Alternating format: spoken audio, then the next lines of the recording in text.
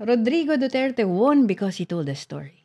He told a story that resonated, that mattered, that this country is terrible, and the reason it's terrible is because drug addicts and drug dealers have brought it down. I will kill them all for you. He won on the strength of a story. A story builds across a community.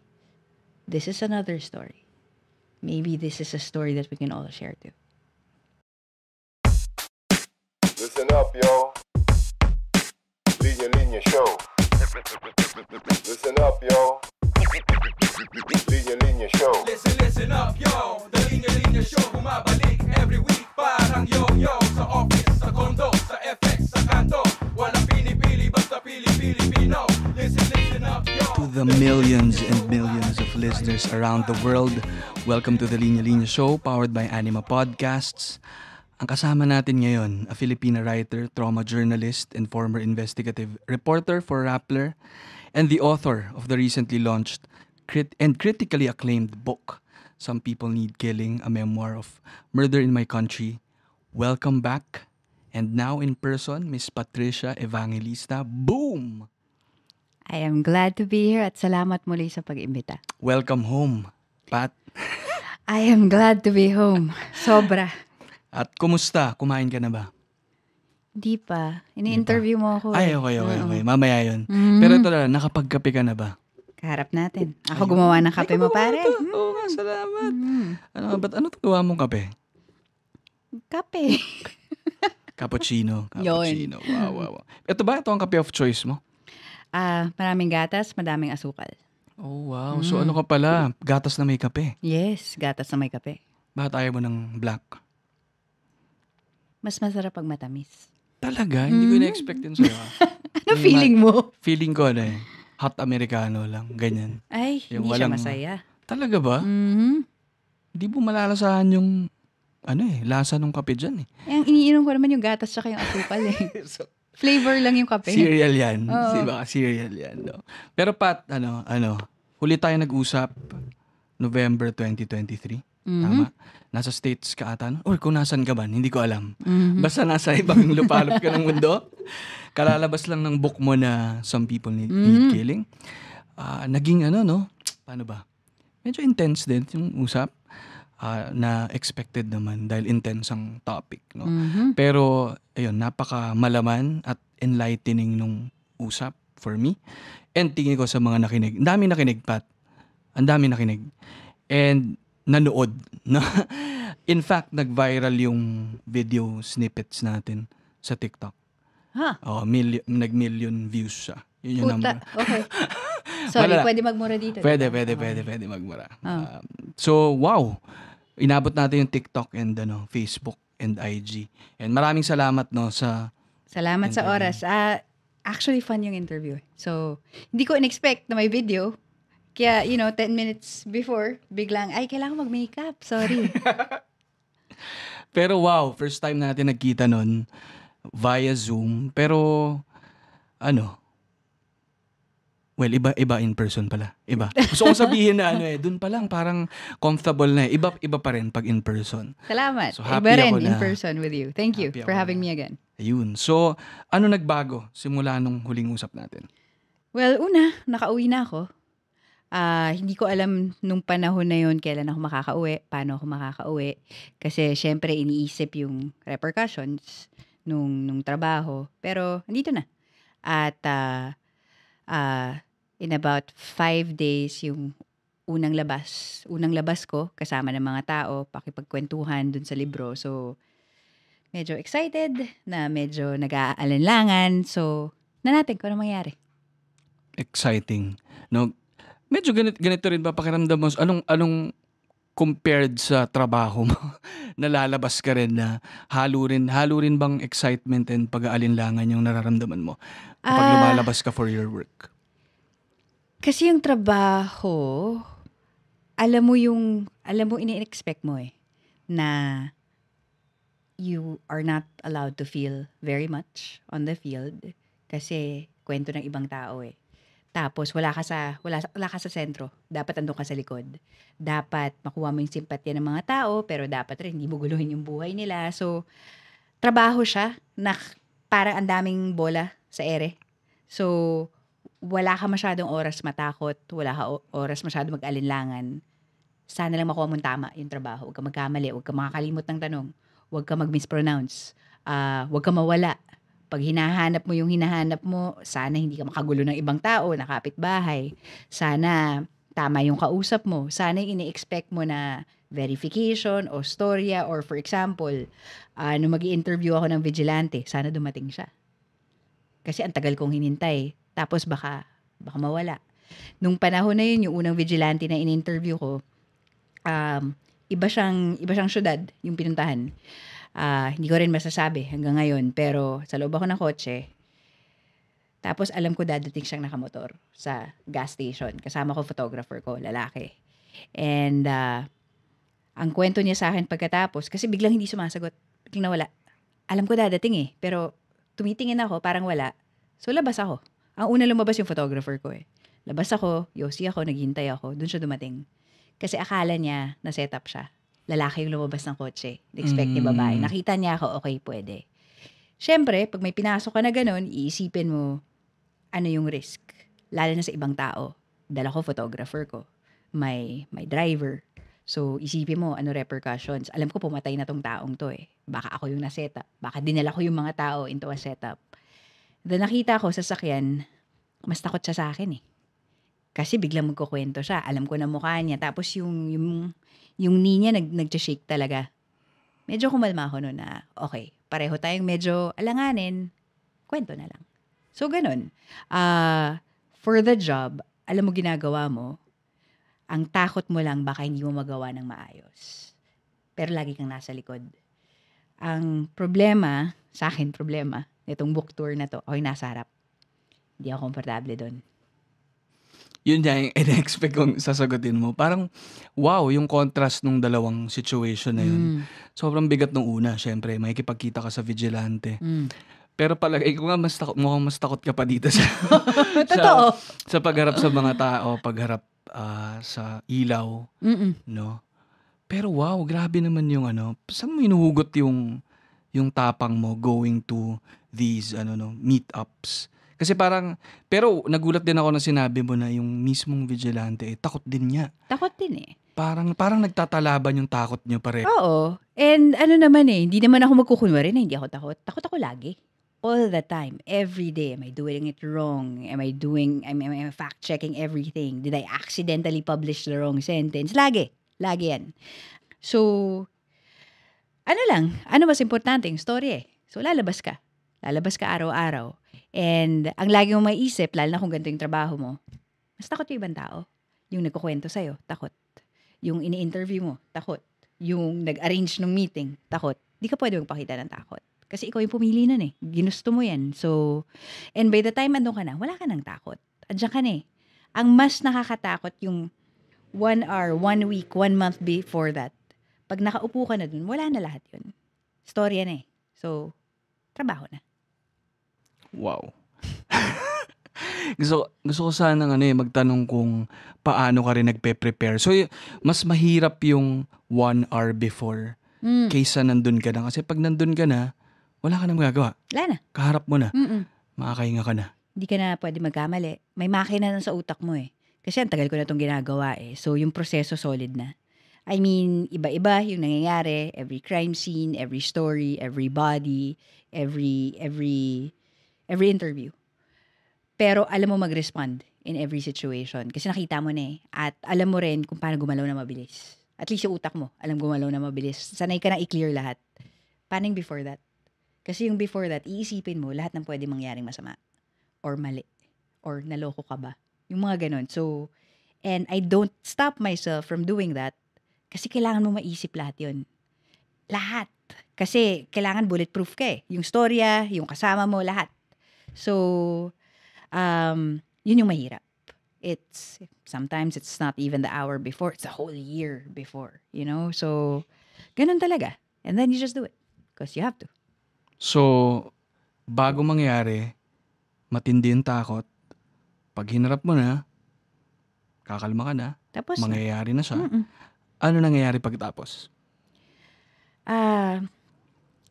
Kasi iba yung takot sa akin eh. Hindi yung takot na mabaril ka. Hindi yung takot na it's not physical or it's everything else. I could do the story wrong. Or I could believe someone I shouldn't have believed. Or yung pinakatakot ko, may mangyayari sa ibang tao dahil pinili ko na lumabas. This night, this time. Na kung may ginawa ako na maka-apekto sa ibang tao na hindi pinili yung risk na pinili ko, doon ako lagi takot. So, yun. Across years, ganun lagi. Until now, ganun lagi. Baka itong pinasok ko, may madadaling ibang tao. Yung ganun.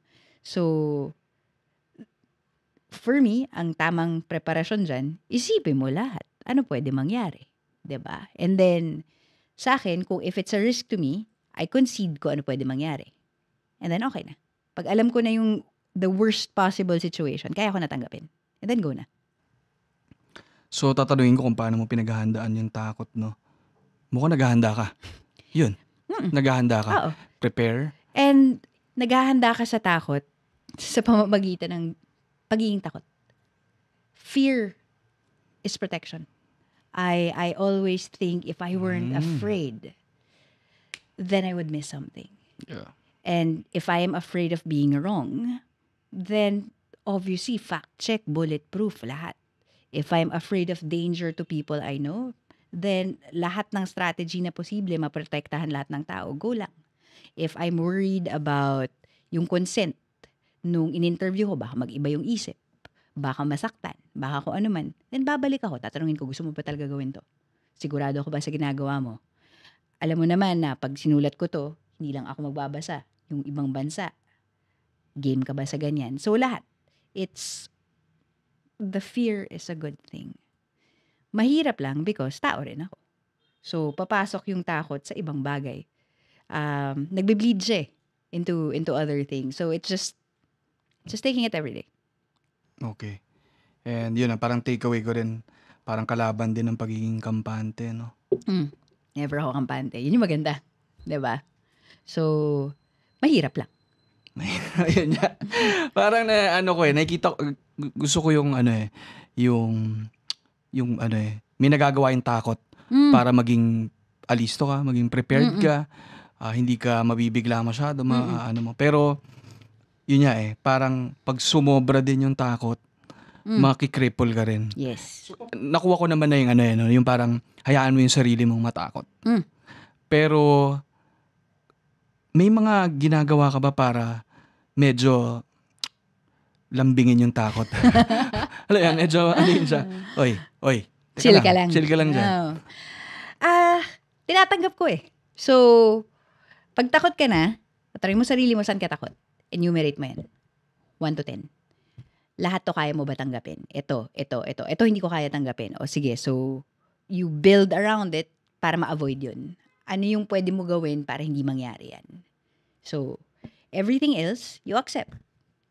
So, posibilidad ba na mabaril o maaksidente o magkamali sa storya? Kung tanggapin mo yun because the risk is worth it.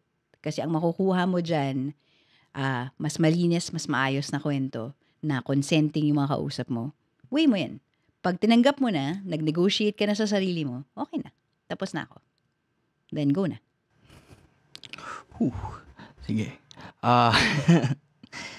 Pat, siguro gusto kong bago uminit at lumalim agad yung kwentuhan natin, konting backgrounder lang. Kasi medyo, nung last natin na usap, diretso rin agad tayo sa sa topic. So gusto kong medyo rewind ng konti, no, na para mas makita rin namin yung background mo para makita din yung transition mo to what you're doing now. So, saan ka nga ba pinanganak at saan ka lumaki? Pinanganak sa Maynila, lumaki sa Quezon City, nag-aral sa Quezon City, St. Teresa's College. STC. And then, UP Diliman. Okay. And, kumusta naman? Kumusta ka sa school?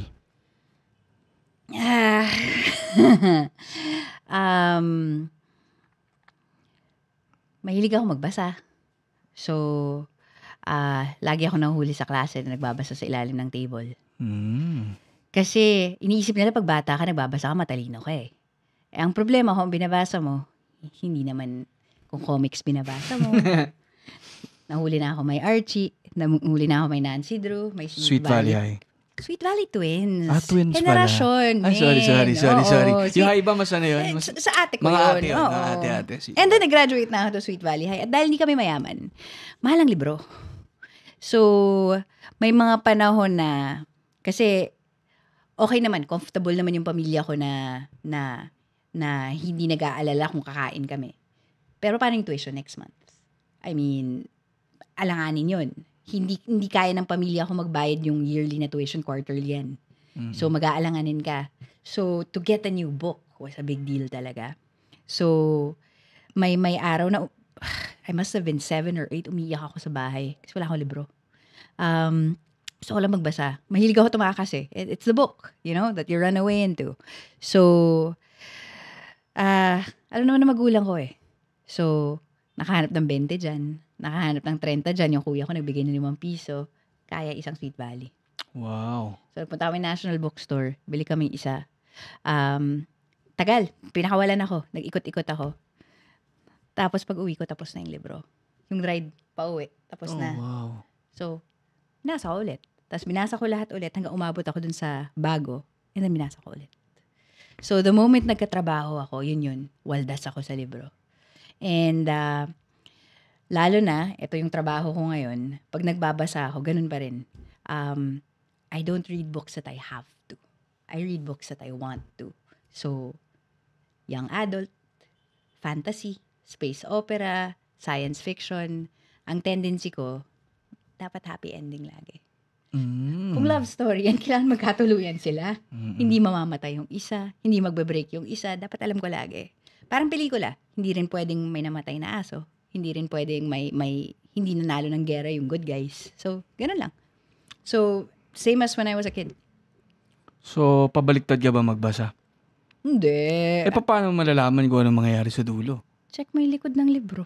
May ano na doon. It's a joyful story. O, di okay ka na, diba? Ilan lang ang kwento na hindi nakakabasag eh. Diba? May genre ang tawag hope punk.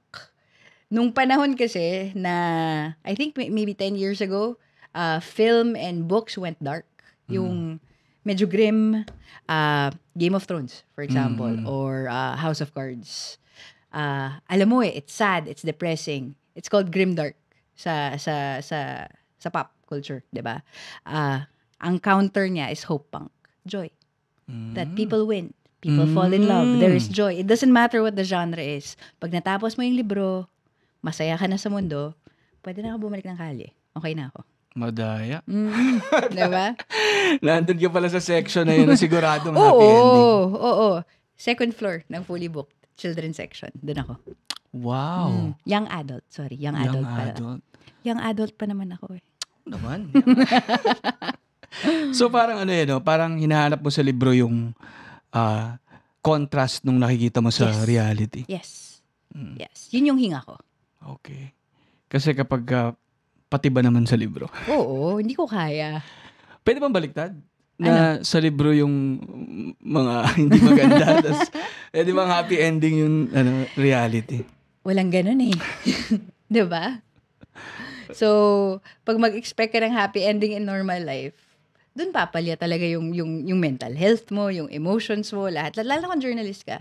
If you do a story with the expectation that the world will change, you won't last as a reporter. So, negotiate kagad expectations. With a book, I can demand. I want them to win.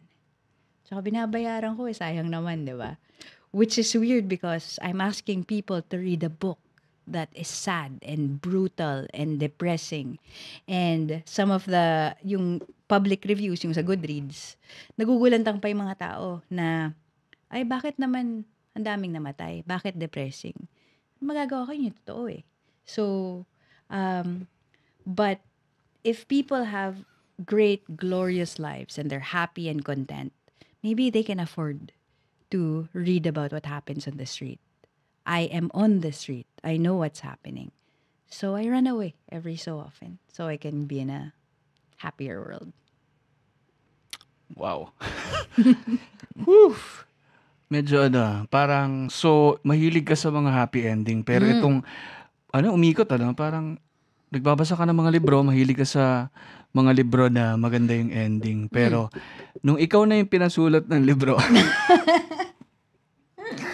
dito mo naman binuhos yung yung mga hindi talaga happy. Pero parang siya ikaw yung sumusuot sa mga sulok. Ikaw yung pupunta sa dilim habang tuloy ang buhay ng mga tao. And ikaw yung nakakita ng mga yun. And itong libro yung way mo of telling these stories. It's a way of keeping a record. Pero, parang gusto ko rin klaro na yung mga lugar na pinupuntahan ko, yung mga pinupuntahan ng mga katulad ko, hindi naman ako mag-isa sa Pilipinas. Ang daming reporter who are doing the job, who tell the stories that have to be told, who are far braver than I am and who are more consistent than I am. Yung mga places na ganun, they're not really dark places so much as they're places na posible magkaroon ng reckoning. Na may masamang nangyari, may trahedya na pinagdaanan, may trauma na pinagdadaanan yung mga tao. Pag pumasok ka doon at record mo, someday it might matter. May record. Pero hindi siya exotic. Daily bread to sa madaming tao sa Pilipinas. Pumasok ka nung panahon ng giyera, some of our sources, ito yung mga tao na namatayan na. Tapos magte-text, yung kapitbahay ko nangyari din. Doon kami pupunta. Or may nakulong, sasabihin, yung bagong labas namatay yung anak na baril na tokhang na AJK. So, concentric circle siya palabas ng palabas. But imagine living in a situation where this is normal. So, hindi nga siya exotic. So, I go to places na, yun nga, pwede ang reckoning, pero every story is a love story as well. Mother to child, husband to wife. It's a story of loss. But the act of their telling a story, may konting, hindi siya pag-asa, pero may tatag. Kasi, ang reporter naman, bawal naman magbayad ng kwento So, may risk lagi na pag nagkukwento sila sa amin, kasi baka may mangyari sa kanila. And you always wonder, I wonder sometimes why people keep telling the story, even given the risk. And then you understand, and you always remember that people tell a story because they want to keep that record. Ayaw nila mawala yung anak nila na yun. Gusto nila maalala ng mga tao. Gusto rin nila malaman ng mga tao na ito nangyari sa amin. Importanteng malaman nyo. Sana may pag-asa, sana may katarungan, pero kung hindi, huwag nyo kalimutan. Tao to, nangyari to. And that's why we tell stories. Why you tell stories, why I do. It's a function of just living. This is what happened and it should be known. Ganun lang. Yung gusto ko talagang talong dito sa conversation natin, Pat, ang dami mong hinaharap na iba't ibang kwento, no? Pero para sa'yo, what makes a good story? Subjective yan sobra. I used to run a production house called Storyline. And every week, meron kami mga researchers, may mga interns, sometimes ako, lalabas, maghahanap ng kwento. And 3 lagi hinihingi namin. May kwento, kasi video to so may elements na required pa. May kwento, marunong magkwento, gusto magkwento. Hindi pwedeng mawala yung 3 na yan. Lahat naman tao may kwento. Yun, importante yun malaman. Kasi if you sit with anyone for 2 hours, 3 hours, kung gusto lang nila magkwento, may kwento lagi. Lagi. Ang tanong lang, kaya ba nila ikwento yun? Kasi ang storyline, walang host Ilalatag lahat yan. Uupo ako 3, 4, 5 hours with someone drawing out a story. And while that's being drawn out, kahit gano'ng kagulo yung pagkakwento, in my head, bumubuo yung arko. So, kaya ba nila kumpletuhin yung arko? Willing ba sila na pag tinanong ko, so nung pumasok yung asawa mo, yung magiging asawa mo sa kwarto, ano tumakbo ba sa isip mo? Gwapo ba? Na-in love ka ba? Take me to that moment. Kaya ba nila yon? Kaya ka ba nila dalhin? Kasi minsan, sasabihin lang nila, gwapo siya. Pero ano naramdaman mo? Ano nakita mo? Ano yung napangarap mo in that moment? So, marunong magkwento. Yung kwento, sa akin, hinahanap ko yung arko. Yung simula ng pangyayari, yung It's essentially a beginning, a middle, and an end. Diba? Sometimes kasi, I would think it's not a story yet. Kasi hindi pa tapos. May nangyayari pa. May hinihintay pa. But there is always a story. For example, pag may nawawala, the act of missing someone and trying to find someone and believing in someone, that's a story. Or one of my favorite stories from a long time ago in Storyline was Edith Burgos. Nawala yung anak niya, si Jonas Burgos. And she still looks and she still stands for other mothers. You would think walang conclusion yung storya. But the story is her. It's the faith. It's the belief that if she keeps standing, maybe he'll come back. And even if he doesn't, it matters to her na nandun siya. So, pero again, subjective to. Kung ano kwento sa akin, hindi ibig sabihin kwento para sa'yo. So, walking into the drug war as well, or walking into disasters, or walking into everything else, it's always informed by kung sino ako. Saan ako nanggaling. Madalas kausap ko mga tatay. Kasi close ako sa tatay ko eh. Madalas kausap ko mga bata na naka-witness ng mga pangyayari. Imaginative children who have dreams and hopes. Kasi lahat tayo naging bata. So gusto ko marinig yung kwento na yun.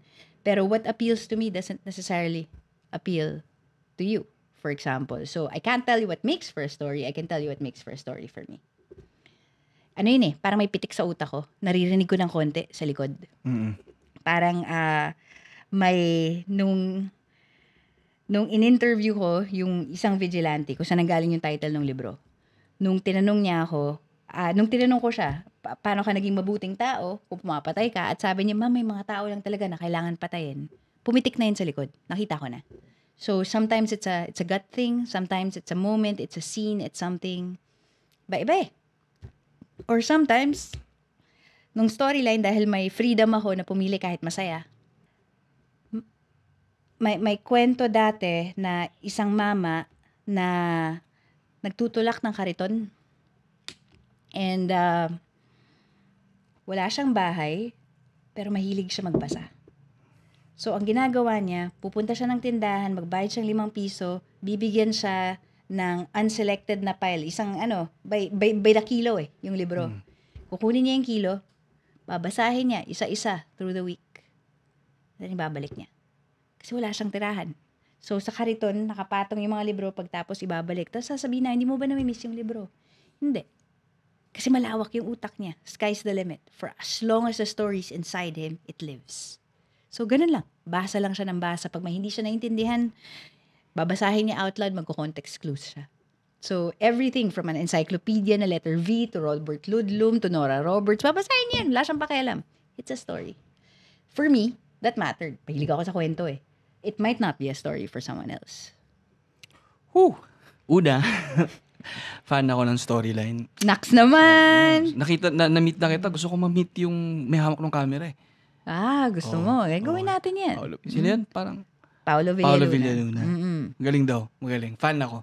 No, hindi, pero totoo as in, nung hindi ko alam kung college ako niyan or high school. Ayoko na sabihin kung kailan. Pero, man, ilang taon lang age gap natin. Imposibleng high school ka. Ibig sabihin, gumagawa ka na ng mga kwento. Nasa edad pa lang tayo. Hindi rin. Di ba? Pero, ako sobrang gusto ko yung storyline niya kasi hinahayaan nyo silang ikwento yung kwento nila. Walang host. And ako, sorry, pero mahilig kasi ako sa mga documentaries din, ganyan. Pero nahihirapan ako minsan kasi parang may pakiramdam ako minsan na yung host ay parang nagiging siya yung sentro nung kwento. At that time, ang paniniwala din ni Pao, hindi dapat gumitna yung host. So, pinaglaban namin na show na walang host. Buti nagtiwala ANC.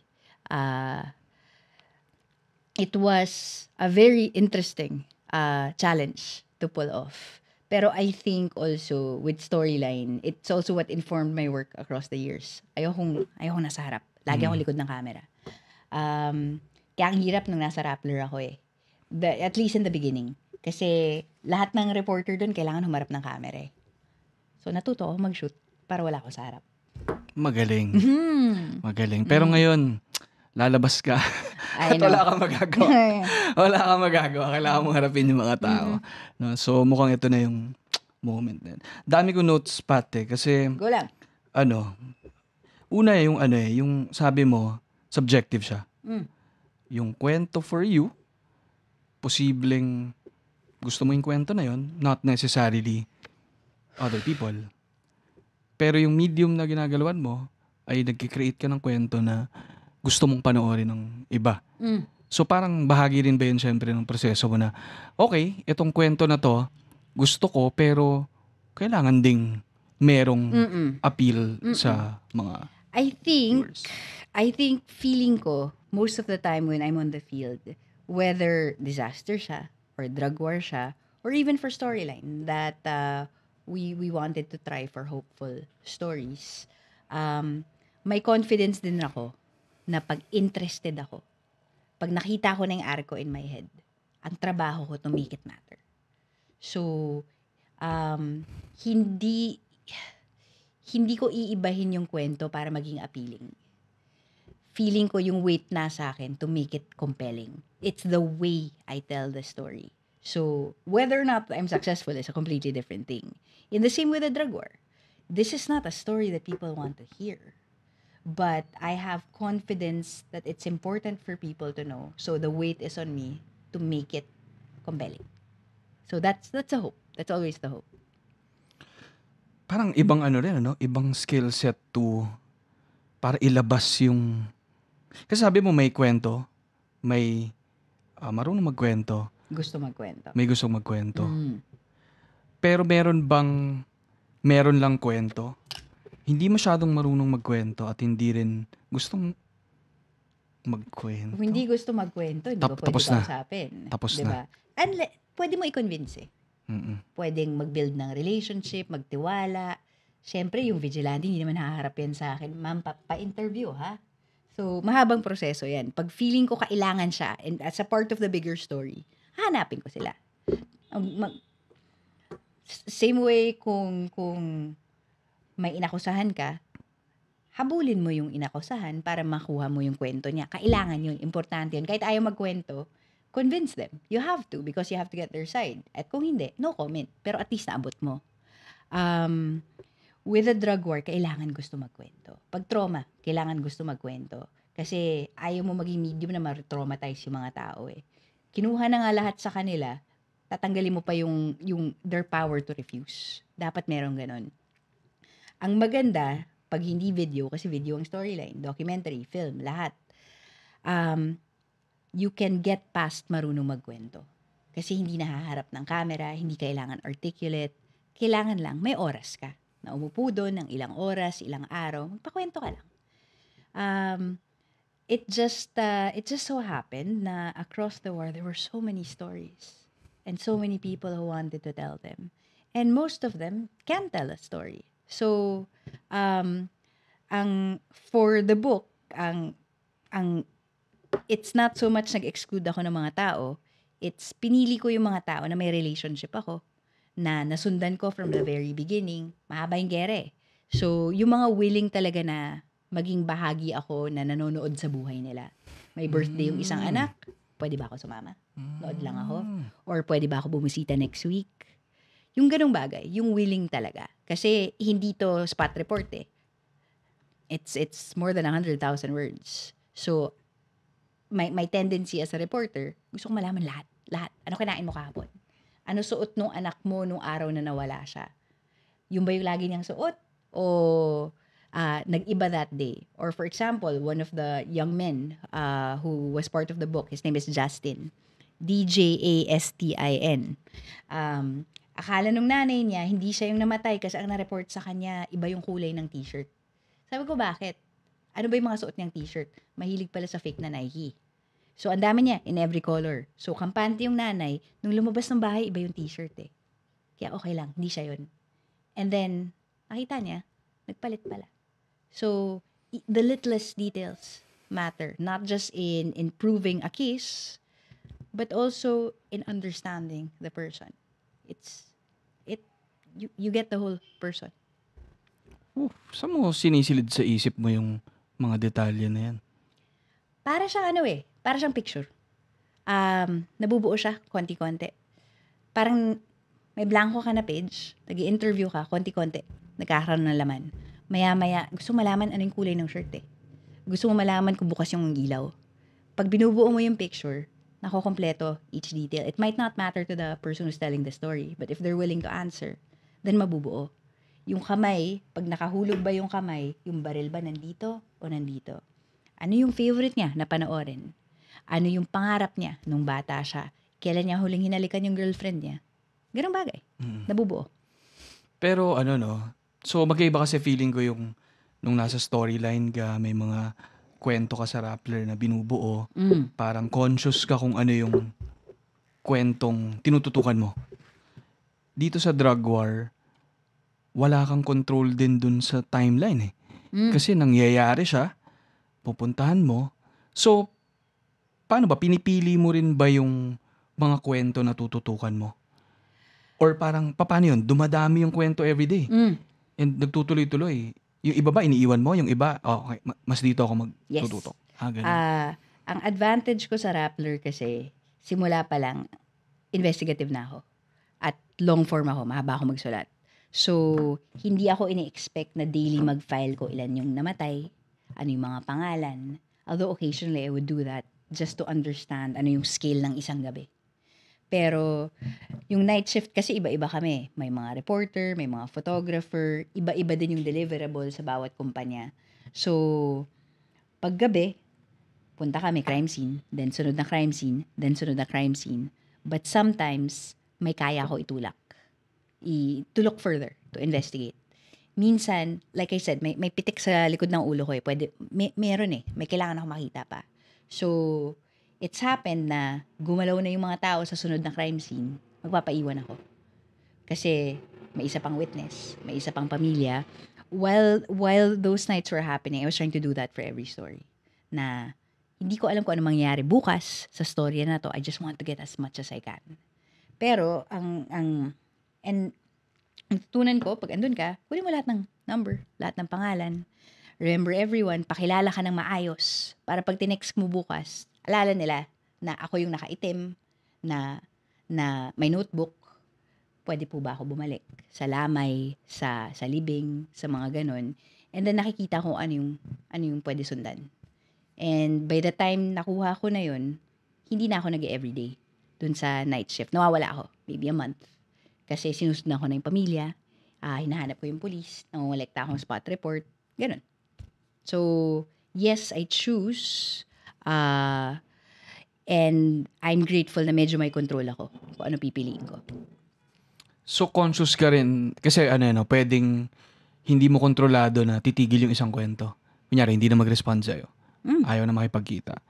Pero may control ka rin minsan na, may choice ka rin ba na hindi ko nitutuloy itong sinusundan kong kwento na to? Yes. Sometimes, my choice is based on hindi ko mahanap yung information. At hindi ko malalabas to na kulang. Kasi, there's not enough. Or, in most cases, pag titigil ako ng kwento, tumigil yung pamilya. Nagpa-interview, and then tatawag. Takot kami. Out ako kagad. Hindi ko pipilit yan. In the beginning of the drug war, the first 6-7 months, hindi pa ako masyado investigative. I would maybe investigate one story after another, enough to understand ano yung mga questions in the case. Sometimes it would take me 2 weeks, sometimes a month, sometimes 3-4 days for one story. Pero it was demonstrating what was happening on the ground, family to family. After the first 7 months, I really went investigative na. Accountability na. So, kung yung simula, you're looking at what's happening. After, I wanted to know who was responsible. So, I could take 3 months investigating a single police officer in Delpan. Or another 6 months investigating the outsourcing of vigilantes. I mean, the outsourcing of killings to vigilantes. Ganun. As I went along, it seemed more important not to find out who was killed or how they were killed or even who was doing the killing. By the time I walked into the book, it was I wanted to know why we were letting people die. So, it's also a function of the questions I wanted to answer. So, minsan, pag nasa crime scene, there's a particular crime scene na it matches the question in my head na for whatever moment in the war it was, yun yung susundan ko, what I wanted to know. So, I wish it was possible to cover all the stories. All of us in the drug war wish there were either more of us, we had more time, more resources, more cars, ganung bagay. Di kaya eh.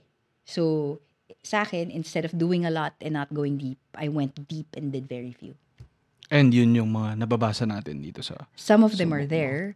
There are stories in the book that I never published. Kasi sinundan ko all the way to deadline, which is 2023, last year. Yung iba, it was a story to me, but might not be a story out there. I wanted to do it justice. So, I kept following it, but I wasn't certain yet paano ilalabas. And then the book happened. So, pwede na. And natatapos ba yung mga kwento na to for you? No. So parang itong mga kwento na to ay snippet lang of anong nangyari. And then paano mo nasasabing kumpleto? Nakukumpleto ba yung kwento na yan? I don't think so. In the same way your story or mine is not complete. I'm telling the arc of a moment. That's it. That's all I have. Do I want to know what happens after? Of course. And if I could report on what happens in the aftermath of each story, I would. Pero this book is a snapshot of this moment. It puts it in context of the past where it happened. It puts it in context of a possible future. But no story is over. Patuloy lang naman yung kwento eh. Okay, sige. Yung isa kong tanong ay, paano yung relasyon mo sa mga kwento na to? Kasi kailangan mong mag-invest ng time, energy, emotion sa mga kwento na to, no? So, pero at the same time, nagtatalaban din yung kailangan mong mapunta sa moment na yan, kailangan mong makapasok sa kwento, pero at the same time, objective ka rin. Hindi ka pwedeng madala doon sa kwento. So, paano yung talaban ng dalawa na yun for you? Well, I'm never objective. Kasi, again, di naman ako makina eh. So, anytime that you make a judgment, even of what story to tell, walang objectiveness yun. Subjective lagi. How you frame a story is subjective. What words you use is subjective. Do you call it a killing or a murder? Do you call it a protest or a mob?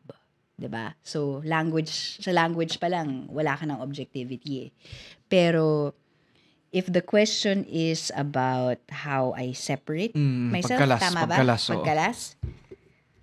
Hindi ako magaling kumalas eh. So, pero, like I said, sa field, walang feelings. Yan ang trabaho eh. Hindi ako kumakalas. Wala lang talaga. Wala kang room. Dumadating lahat yan.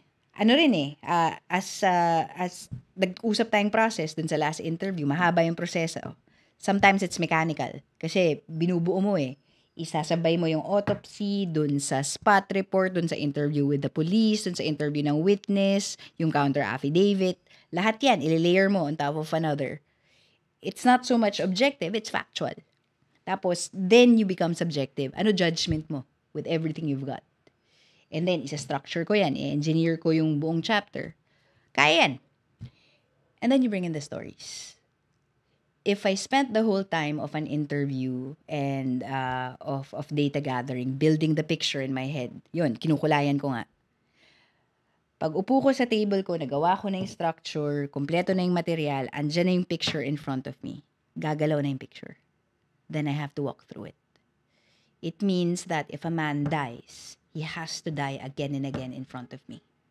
Because I have to know how to tell the story. Ano yung tamang salita? Did the bullet slam into him? Did it burst through him? Ano yung tamang manner? But I have to see it again and again. To see the right language. To see the right picture. Gagalaw na siya. Paulit-ulit. Yun yung mahirap. Kasi then someone has to keep dying in front of you. And hindi kami camera. Every reporter is a real human being. So walang report and delete. So, ganun. I guess yung kalas is the process. May kailangan matapos eh. So, kahit ano feelings mo, you don't even set it aside. You just move through it. Kasama yun eh. Kasi you're probably vicariously living through the feelings of the people who built the story for you, who lived through it and then decided to share the story with you. So, you have to feel it in order to write it. I cannot make people see what I cannot imagine myself, 'di ba? So, yun. So, what grounds me is the job. Kailangan mo ikwento. Yung pagkatapos, bahala ka na, 'di ba? Survive it na. Ibang level ng lakas yung kailangan mo para kumalas. Kasi kung hindi, masasakal ka. Ayos ba yun? Lakas, kalas, sakal. Aba, may Okay ba yan? naglalaro. Okay ba yan? Okay ba yan? May isa pa ako. Go lang. Kasi kung hindi mo alam kung paano i-process yun after, baka alax na yung kailangan mo. Suportado ko yan. Gin at whiskey. Yeah. Nakakatulong yan. Yeah. Okay ba yan? Okay ba yan? Galing. Na-distract ako eh. Binubuo na sa isip. Natameme ako sa kalaliman ng pananagalag mo, pare. Pero yung alax, no? Nakakatulong ba sa'yo yan? Nakakatulong siya. Nakakatulong. So after a long day, Ang rule ko sa sarili ko, hindi ako iinom mag-isa. So, ang relax dyan, lagi kang may kasama uminom. Kaibigan, katrabaho, kasi pwede ka na magkwento. Or, for me actually, pwede ka na magtanong kung ano kwento nila. And it's usually a different story. So, I like hearing about people's days. Medyo intimidating yung tanong eh, tell me a story. Pero what I mostly mean when I say tell me a story, ano kanain mo nung breakfast? Kwento mo lang. Because I want to build a different picture in my head. And I'm interested. 'Di ba? Kaibigan kita eh.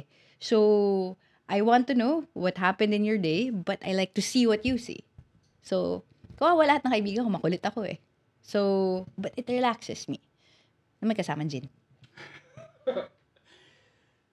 wala ka namang sa mga na-interview mo nakainuman. Okay. Gin din. Kung ano, syempre, yan ang naman, tema. diba? May kalamansi, wala. Minsan. Yan. Gin, kalamansi, tas Royal. tubig. Hindi? Pwede royal. Royal? Oh, wow. Kung ano yung ibigay, inumin mo, di ba? Pero given a choice, straight ako. So, straight gin, straight whiskey, walang halo. Masama ba yun, ihalo sa cobra? Man. Deadly yan. Hindi mo alam kung magre-relax ka o magigising ka. Magulo yan. Pero wow, okay. Nawala tuloy ako doon. Okay lang. Sa kakulitan ng isip ko. Anyway, pero yung pinag-uusapan natin yung relasyon sa kwento and kung paano na yayakapin mo yung kwento pero kailangan marunong ka rin kumalas sa kanya. Diba? Tama? I think it's important na marunong ka kumalas. Hindi ko ma-explain kung paano kumalas kasi hindi ko alam kung marunong rin ako kumalas ng maayos. So, dati, ang kalas ko was, after isang storya, lipat ka sa sunod. Ganun yun eh. Diba? Parang pag-move on, parang ganun. Hindi, kasi totoo, di ba? Kasi parang kapag, walang bagong kwento, wala kang bagong kausap, siguro, ganyan, bumabalik ka dun sa huli. Parang, oo. Dati, ang nangyayari, kaya rin mahirap yung sitwasyon ngayon, at least yung personal situation ko na hindi ko pwede, kailangan ako lumabas eh. Dati kasi, pag-publish, pangalan ko nasa byline, wala na naman nakakapansin ng byline eh. Lumabas yung kwento, tapos na. Hindi na ako kasama. So, matutulog ako ng isang linggo, and then, punta sa sunod. Kasi wala na ako magagawa dun sa isa eh. So, maghahanap ako ng something else na may magagawa ako. To keep you going. To keep me going. Diba? Kasi pag naiwan ka with your own head, Yeah. it's not a comfortable place. And there are only so many young adult fantasies I can read. Diba? So, you go to the next and to the next. Now, I can't go to the next because the story, the trouble, I think for when people were asking, how do you know na paano mo tinuloy yung libro? Paano mo natapos? Paano mo pinili? All of that. Ba't ka nagsulat ng libro? Or why did you keep going? Any question of that variation. Natuto ako yung sagot, it's not that I own the story owns me. This story owns me. So, hindi ko pwede kumalas dito na hindi pa tapos. And right now, tuloy-tuloy pa rin siya. So, dati, pwede ako lumipat dun sa sunod, at sa sunod, at sa sunod. Ngayon, hindi ako makalipat. Kailangan ko muna ikwento ulit. Kailangan ko ikwento dun sa bayan kung saan siya nangyari. Pinablish ko elsewhere. Nagkwento ako sa ibang tao. Nagkwento ako in English. Sinulat ko in English. Here, I want the opportunity to tell the story in my language to my people, especially the people who had the balls to tell me. So, that's why I'm here. So, to circle back, hindi pa ako kumakalas. And salamat, Pat. Salamat sa ginagawa mo kasi. Salamat kasi itong mga kwento na to, I think kailangan talagang kwento natin to eh. No? Kwento ng mga kababayan natin. And siguro nangyari lang na sa labas mo muna siya unang nakwento, pero to have the courage then to tell it here ay ibang courage din, ano? Mahirap kasi to talk about courage in this context kasi medium lang naman ako, dumaan lang sa akin, 'di ba? So hindi I didn't have to have the balls to tell it. Sila yung nagkwento eh. The moment nagkwento sila, responsibilidad ko na. So I didn't have a choice in the matter. They trusted me, thus I must deliver. So hindi ako pwede magtago. Sila nandito eh. So tuloy lang. And I understand that there's language in the book na hindi regular language, na hindi siya, it's 100,000 words, man. Tapos English pa siya. So I wanted to be able to tell the story as far as I can to as many people as I can. At if it takes me being here, importante yun sa akin. Na I can do it in the best way possible. Besides, uuwi naman talaga ako eh. Kasi, I'm a Filipino field reporter, emphasis on the Filipino. Dito ako. Ito yung story ako. There are many stories just as important in many places across the world. Pero for me, this is my country's story. So, dito yan. It doesn't take a lot of courage. I just wanted to go home and tell a story in my country. And yun nga, yung lakas nga na at tapang na binigay ng mga tao Oo naman. para ikwento itong mga bagay na to ay kung ikukumpara sa ginagawa mo. Parang yun yung inisip mo. Oo. Parang Diba? tulay ka for Yes. all these parang voices. Yeah. I mean, it's not so much tulay. Like, there's a phrase that people use. It's giving voice to the voiceless. I am uncomfortable with that phrase. People are not voiceless. People have voices. They speak. And we're not messiahs changing their lives by publishing things. Ang bastos naman nun, di ba? They told me the story, I'm telling it again. In a different place, in a different setting, in a different medium. But they will have told that story anyway. May alam ko itong recording natin, papunta ka pa lang dun sa book tour mo. Pero for sure, may mga nakukuha ka ng reception from dito sa Pilipinas, no? May pagkakaiba ba yung pagtanggap nung sa abroad at dito? Oo naman. Kasi, yun yung hindi ko na-expect. And there are many things that happened in the aftermath of the book na mahirap matuwa. Kasi when people say, it's a good book, may pitik sa likod ng ulo mo, people had to die for that book to happen, di ba? But occasionally, very rarely, I can let myself feel some joy. Kasi may susulat na sasabihin, I felt this way for a long time and I couldn't tell my family. Na buong pamilya ko believed in the war. And I couldn't say anything. And then I read your book and now I know how to say it. It's a pure, nakatulong ako dun. Na-articulate ko. It's the writer's craft. Nakatulong ako as a writer. So, ang laking bagay sa akin nun. Or parang, there are people na may have believed in the war before, pero lumampas lang sa kanila, and then they felt accountable kasi hindi nila alam. And now that they know, it changes how they look at the world. Yun naman trabaho ng reporter, to give you information so you can know more. This information is framed differently and told differently, but now it can inform so many decisions that other people make in the future. So, I am grateful for that.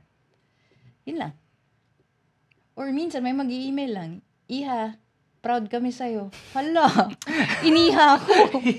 Pag iniha ako, alam mo, parang hindi ko alam kung iiyak ako or Actually, nakakatawa. Iha ako, 38 na ako, iha pa rin ako. Diba? Kilig pa yun, Kilig yun. Oo. Yeah, so there are moments that it matters when it's your own country, you know? It matters na sasabihin ng tao na ganito yung nangyari sa kapitbahay namin, totoo to. Alam kong totoo to. Or, for me, the best moment was when my sources reached out. Kasi ang hirap padala yung libro nung simula. Kasi ang layo ko, hindi ko mapirmahan. So, isa-isa pinadala ko yan through my friends na, ito nakadedicate to this source, to that source. There are some people in the book who are unnamed, including a young woman. The first story in the book, her name is Love. And it's the only name I'm allowed to say kasi hindi ko pwede pangalanan, apelido, lahat-lahat. Nung napadala yung libro, ang nagdala, one of the drug war reporters, nagpadala sa akin ng litrato. It was her holding the book. Nakasmile. And then nag-message sa akin privately, nag-thank you. Yun yung takot mo lagi na, sinulat ko na baka hindi nila gusto. Or baka nakasakit sa kanila.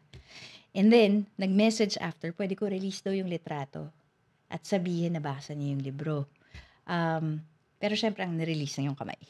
Hindi na buong mukha. But it meant so much. Wow. It really did. It really, truly did na it could happen. And it happened maybe 2 or 3 times, different sources, iba-iba. So, it was comforting. Wow.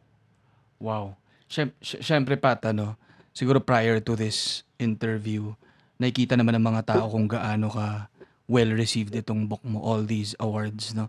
All these, hindi award, pero recognition, no? Yung New York Times Best Books of 2023, New Yorker's Best Books of 2023, Time Magazine, Barack Obama's Favorite Books, ganyan. Pero wow, yung isang kwento na to na It was ganyan. that. Kasi when all of that was happening, yung lumalabas yung mga listahan, hindi ko naman alam na yung mga listahan. Mm-mm. So, nung isa-isang lumalabas, hindi ko alam kung ano dapat pakiramdam. I know I am grateful. I know I am humbled. I know I am honored. I don't think I'm supposed to be joyful over it because of the hell people went through. Yeah. But when Love sent that message, when other people sent those messages, it was that I could, thank fucking God. And that was extraordinary. Wow. Ako actually, hindi ko alam kung ireregalo ko yung book o hindi. Pula siya, paglagyan mo ng green na ribbon, pang Pasko na siya. Ayan na nga. Diyos ko po. Pero, yun nga, even yung pinagbigyan ko, si Sam, binigyan ko siya ng libro niyan. Parang, hindi ko alam kung, siguro feeling ko, hindi niya rin alam kung magpapasalamat siya at masaya siya sa libro or mabigat yung libro. Pero I think, yun nga, hindi naman siya yung i-enjoy mo dahil nag-enjoy ka sa mga nabasa mo. Pero yung halaga nung mga kwento na to, na parang feeling ko alam na namin pero hindi pa pala namin alam. Ang dami pa palang kwento, yung kapal ng kwento sa drug war na to. Parang nagkamuka eh. Well, this is a very small fraction of what happened. And madami ring nagsulat na iba. Madaming photographs, quite a lot of people have covered the drug war. Hindi lang ako nag-iisa dun. So, I think it's a community effort to keep that public record.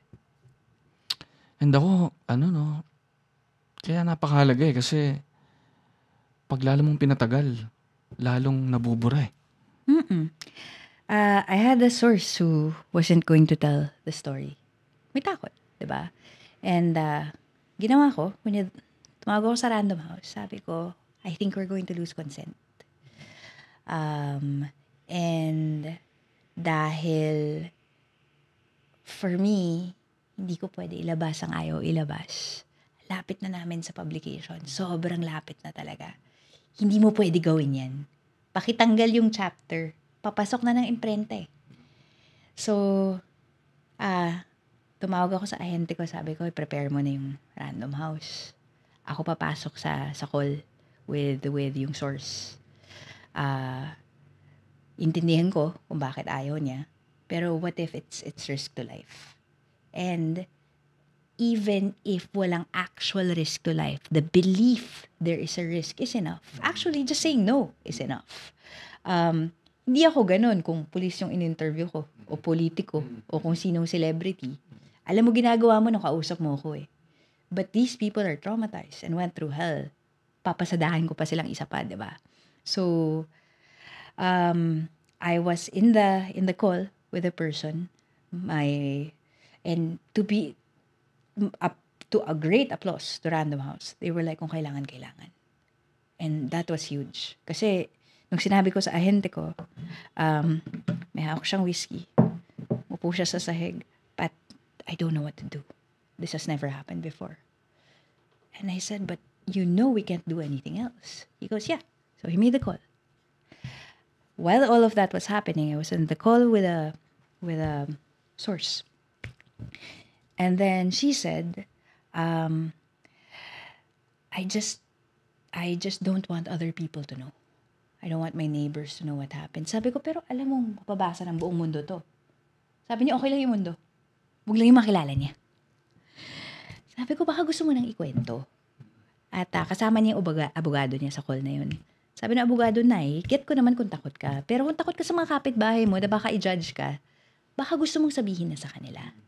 So, nahimasmasan. Pero may takot din. May personal na takot. Sabi ko, kung takot yan, tapos na tayo. Okay lang. Kailangan lang sabihin mo sa on the record, ayaw mo na. And then may option tayo. Gusto mo ba, palitan ko yung pangalan, palitan ko yung lokasyon, palitan ko edad, detalye, lahat. Syudad. And then, i-declare ko sa simula at sa dulo ng chapter na yan, pinalitan ko lahat. Hindi tayo nagsisinungaling kasi klaro. Pero hindi kita pwede identify. Sabi niya, ang ayoko lang naman yung ending. So, tanggalin mo na lang yung ending. Sabi ko, hindi pwede. Mag-iiba yung kwento. So, sabi ko, palitan natin lahat across the board. Nay, ano gusto niyong bagong pangalan? Gusto ba niyong iba? Papapiliin ko kayo. Tapos sabi niya, wait, kung magpalit yung pangalan niya, magpapalit ba yung pangalan ng mahal niya sa buhay? Dun sa storya. Sabi ko, so sabi niya, ibig sabihin, ang lalabas sa libro mo, iba yung namatay. Hindi yung mahal ko sa buhay. Sabi ko, oo. Sabi niya, di ako papayag. Ilabas mo yung totoong pangalan niya. Ilabas mo yung totoong pangalan ko. Kasi walang magnanakaw nung yung pagkapatay niya. Totoo siyang tao. Hindi pwedeng ibang tao. Akin yan. Sa kanya yan. We proceeded. And it's not just lakas ng loob. It is a commitment to the story talaga. It's pagmamahal niya sa anak niya. Hindi niya buburahin. Yun yung sabi mo, di ba? Ayaw mabura. Hindi siya papayag mabura. Kahit may takot siya. And yun parang totoong tao yung mga kausap mo dito. Kaya parang, pag binabasa mo siya, nararamdaman mo yung bigat Kasi hindi lang siya kwento lang, pero totoong mga nangyayari. Kaya, wow. Ako, kailangan maramdaman ng mga tao to. Feeling ko wala. Nabubuhay habang, nakakaano naman yung nabubuhay, Dahil, puro, Pero, feeling ko kasi, Pat, dahil din siguro sa paulit-ulit na balita about these killings, na-desensitize na yung mga Pilipino, namamanhid at nagiging normal na kwento. Pero nung pag binabasa mo siya na totoong binabanggit mo yung mga pangalan, na kung, sabi mo nga, ng mga maliliit na detalye na nagsasabi na totoong tao tong mga to. Katulad natin na may mga paki sila sa kung ano-ano mga bagay, nabubuhay eh. And nabubuo yung kwento, and lalong para sa akin humihilab yung yung bawat account. Kaya parang I think doon siya nagiging compelling eh. And tingin ko yung napaparamdam niya sa readers ay kailangan natin maramdaman para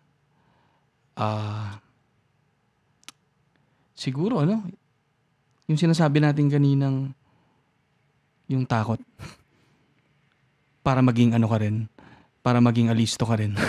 'Di ba? Yeah, I mean, you can't hold your ground kung hindi mo alam gumagalaw siya. So,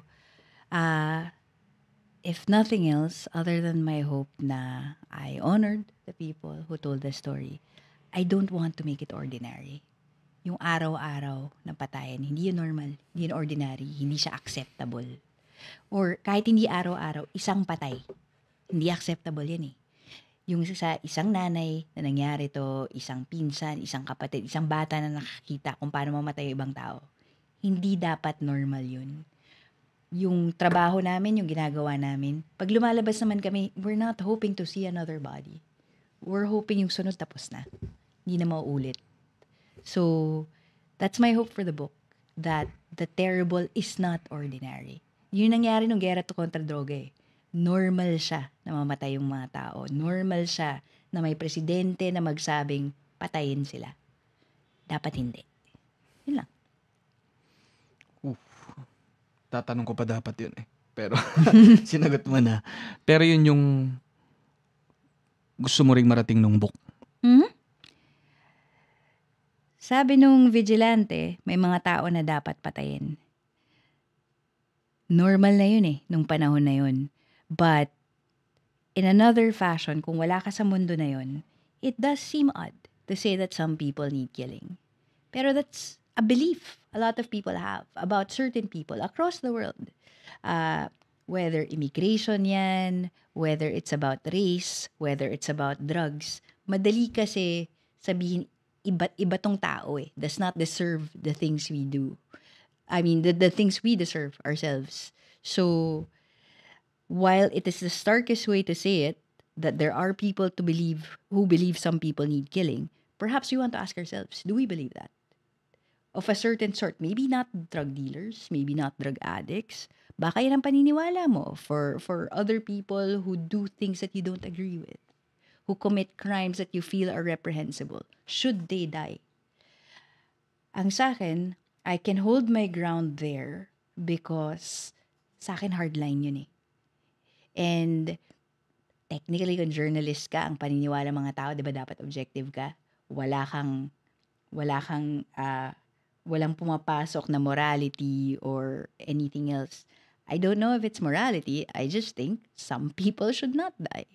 That this is something that is not acceptable, and for as long as it happens, then it's news. Then you report it and you ask, why is it happening? So, yun.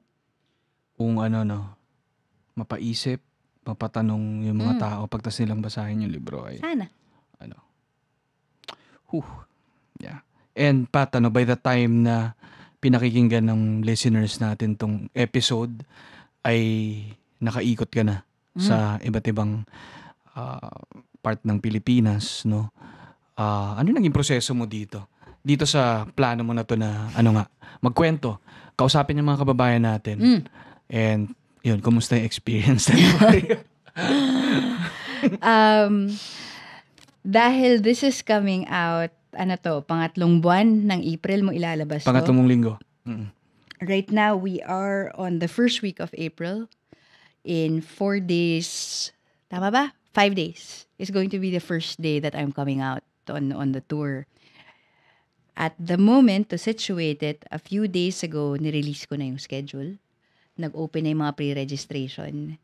Kumasa na yung mga iba't ibang paaralan at institusyon. Pero may mga event na wala sa schedule. Na ayaw namin ilabas because delikado. for some people. So, ang nakasulat sa schedule, ang launch ng libro, yung unang labas, yung unang book talk is going to be in UP Diliman on April 11. Home college ko yun eh. So, it felt very appropriate na nandun ako. But actually, 3 days before that is the first actual event. Payatas.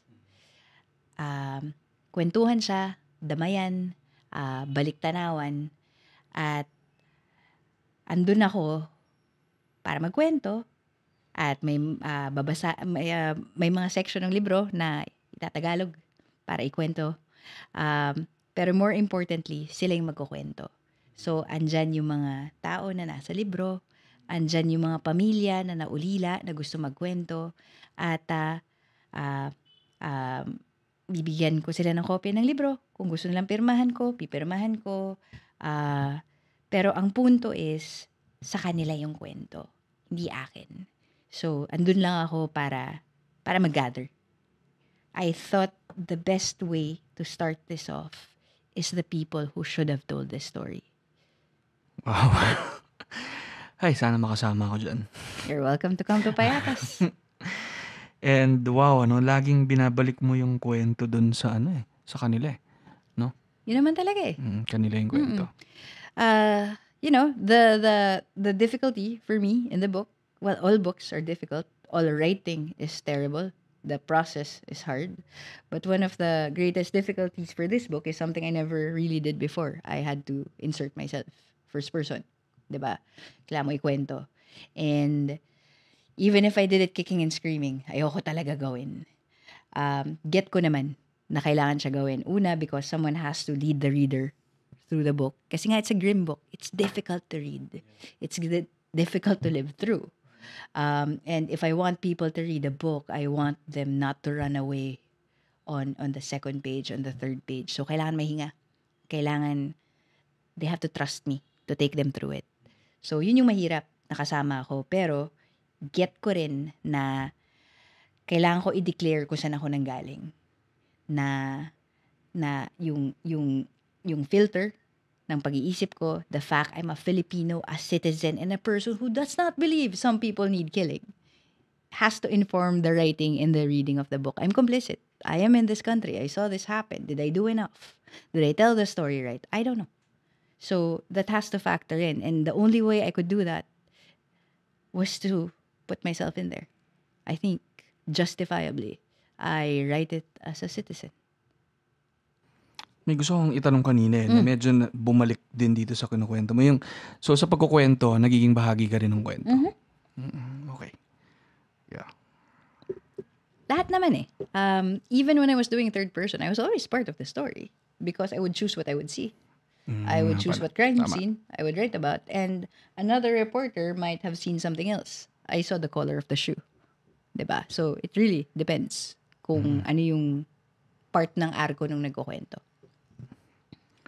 Okay. So sa book tour, by the time na pinakinggan nila to, ay may chance pa sila to join ba? I think so. At this moment we're talking, may mga events na kumakasa pa na hindi pa nare-release in public. Pero if it's around the third week, after that, my FOCAP sa UP Mascom, my St. Scholasticas sa Taft. Hindi ko alam if by then tapos na ang Cebu at Baguio. Pero yun, sunod-sunod pa yun. So hindi ko alam kung by then sarado na yung pre-registration or not. Pero I would be delighted to have people to go to the talks because they can ask questions, they can ask other people. It's a community thing. And across the month as well, I'm going to different bookstores. No announcement. I'll just walk in. If there are people, I'll sign the books. Tapos kung may mga pumupulot ng libro, willing ako makipagkwentuhan. And then labas ulit. So that's the best part, I think. I think I most look forward to talking to the families again. And I look forward to meeting people who have either read the book or about to read the book or who just want to talk, to tell stories. I'm not very fond of the standing on a stage and talking about stories. It's important. But I'd rather be just in regular conversation.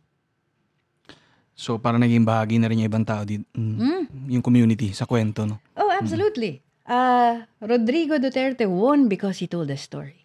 He told a story that resonated, that mattered, that this country is terrible, and the reason it's terrible is because drug addicts and drug dealers have brought it down. I will kill them all for you. He won on the strength of a story. A story builds across a community. This is another story. Maybe this is a story that we can all share too. And Pat, no, moment na rin siguro magpasalamat yung linya-linya sa'yo for allowing us and pagbibigay rin ng tiwala sa amin to try and to help out kahit papaano. I'm grateful.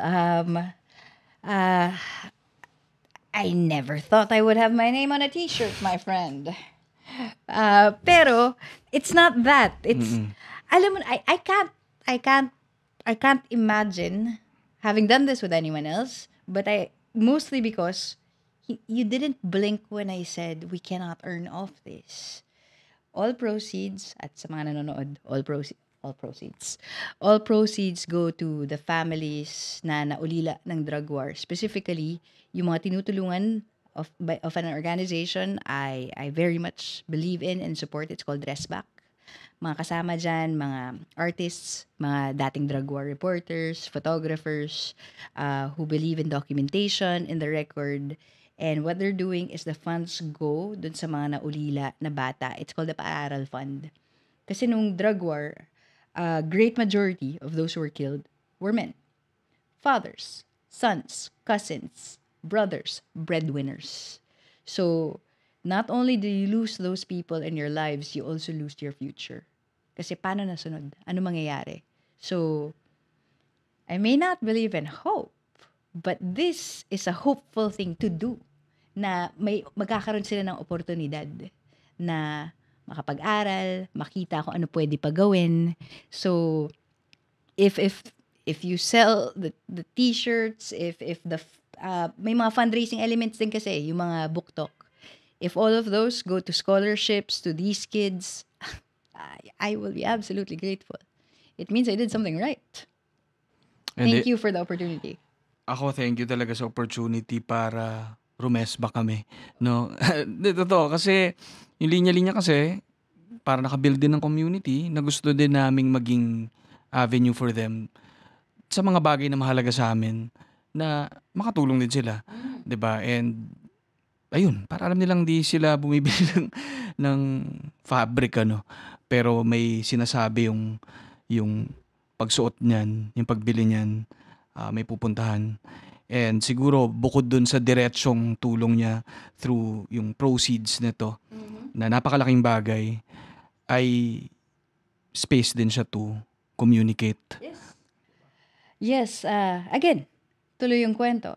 And speaking of pagpatuloy ng kwento, I think by this point, na-announce na din ng Fully Booked, yung program nila. And I think it was just a day ago when I decided what the program was going to be called. It's actually called Ipatuloy ang Kwento. So, it's a pay-it-forward drive.